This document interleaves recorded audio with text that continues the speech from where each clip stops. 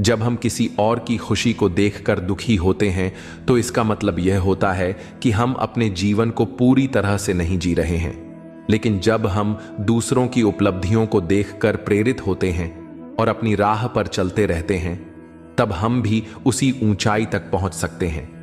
जीवन हमें वही देता है जो हम उसमें लगाते हैं। यदि हम इसे सकारात्मक सोच और मेहनत के साथ जिएंगे तो हमें भी सकारात्मक परिणाम मिलेंगे। लेकिन यदि हम इसे ईर्ष्या और तुलना में बर्बाद करेंगे तो हम केवल असंतोष और दुख ही प्राप्त करेंगे।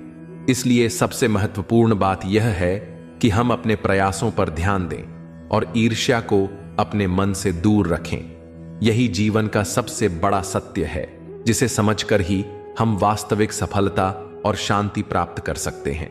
इंसान के पास जब बहुत पैसा हो जाता है तब वह बहुत रुपया हो जाता है। जिस डर से आत्मविश्वास की हानि होने लगे, उस डर का अंत करना बहुत आवश्यक हो जाता है। जो आपकी भावनाओं को जानकर भी आपको तकलीफ देता है, वह इंसान आपका अपना कभी नहीं हो सकता। अकेले रहना दोगले और झूठे लोगों में रहने से कहीं बेहतर है। किसी की जिंदगी में अगर आपको बार बार जलील किया जाता है तो उसकी जिंदगी से ऐसे निकल जाओ जैसे आप कभी थे ही नहीं। गुस्सा भी उन्हीं पर करो जिन पर आपको यकीन हो कि वे आपको मना लेंगे। रोने से दर्द खत्म नहीं होता, लेकिन दिल को सुकून जरूर मिलता है। रिश्ते निभाने के लिए खूबसूरत नहीं बल्कि समझदार साथी की जरूरत होती है।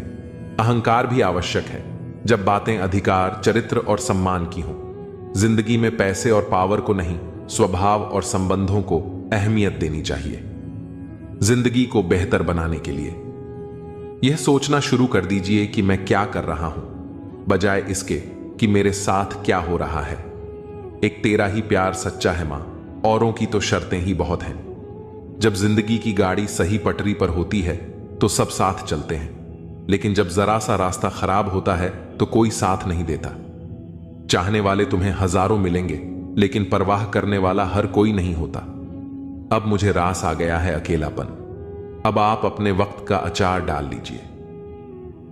दोस्ती के बाद मोहब्बत हो सकती है, लेकिन मोहब्बत के बाद दोस्ती कभी नहीं हो सकती, क्योंकि दवा मरने से पहले काम आती है, मरने के बाद नहीं। शतरंज में वजीर और जिंदगी में जमीर अगर मर जाए तो समझो खेल ही खत्म। उड़ना तो है, चाहे जितनी बार गिरना पड़े।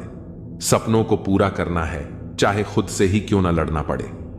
खतरा दुश्मनों से नहीं बल्कि आसपास के लोगों से होता है, क्योंकि नाव बाहर के पानी से नहीं, अंदर के छेद के कारण डूबती है।